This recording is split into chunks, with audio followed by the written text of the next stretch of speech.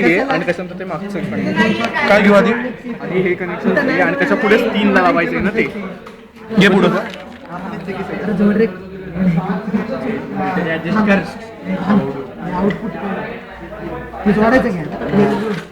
चालू कर.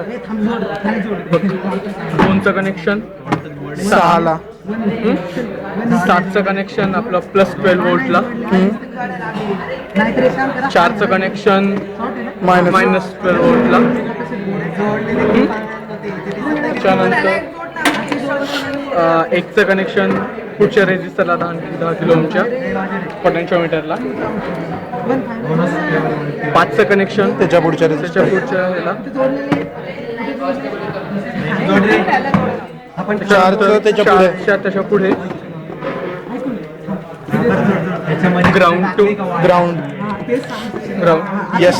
त्याच्यानंतर 3चं कनेक्शन +12 व्होल्टला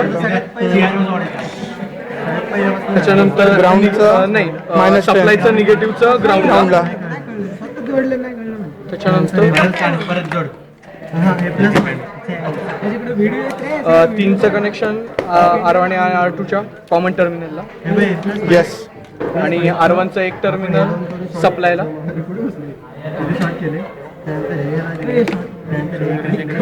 आणि R2चं दुसरं टर्मिनल ग्राउंड. ग्राउंडला. परत सांगतो बोल परत.